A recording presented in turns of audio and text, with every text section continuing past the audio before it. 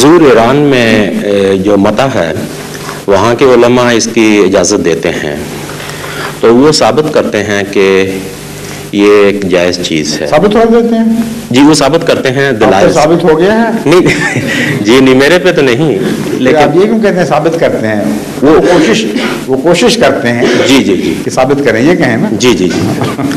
تو ان لوگوں کا کہنا ہے کہ حضرت علی نے اس کو جائز قرار دیا تھا، گو اس سے پہلے پابندی لگا دی گئی تھی. اسلام میں ایک وقت اس کی اجازت بھی تھی غالباً، پھر پابندی لگا دی گئی. تو اس کے بارے میں جو ہے اگر متع جائز قرار دے دیا جائے آج، تو کیا شکل بنے گی اس کی اسلامی سوسائٹی میں؟ وہ بتائیں تو صحیح کچھ. میں تو حضور اس کے بارے میں کچھ نہیں جانتا. میں نہیں بتا.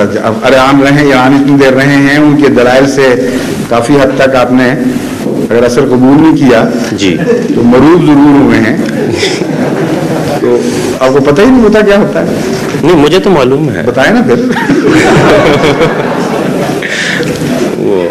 اگر متع ان کا مان لیا جائے جی، اس وقت ہماری اسلامی سوسائٹی میں ماں بیٹیاں ہماری یہاں رہتی ہیں، وہاں کیا شکل ظاہر ہوگی متع کی؟ زنا اور متع میں فرق کس طرح کریں گے آپ؟ وہ گئے نہیں، پیسے دیے تھے، نکاح ہوا تھا 5 منٹ کا.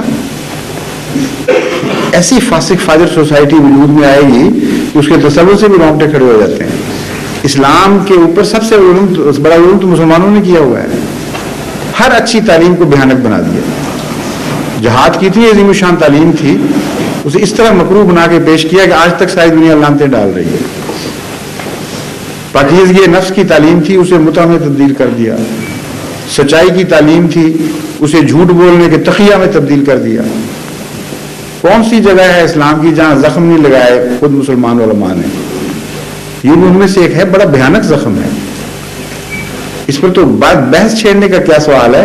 صرف آپ نقشہ کھینچ دیں اور کہیں کہ اٹھیں لوگ بتائیں کہ انہیں یہ نقشہ پسند ہے.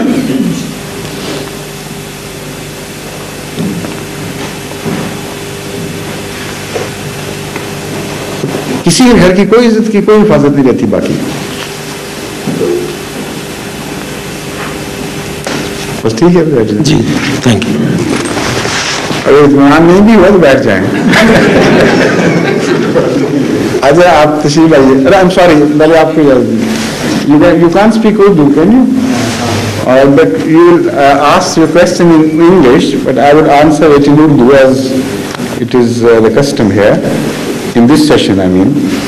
But in the evening session, you can ask your question in English and we will be answering in English as well. So if you want to ask, we will hear my answer through the translation. Okay? Right, you can come.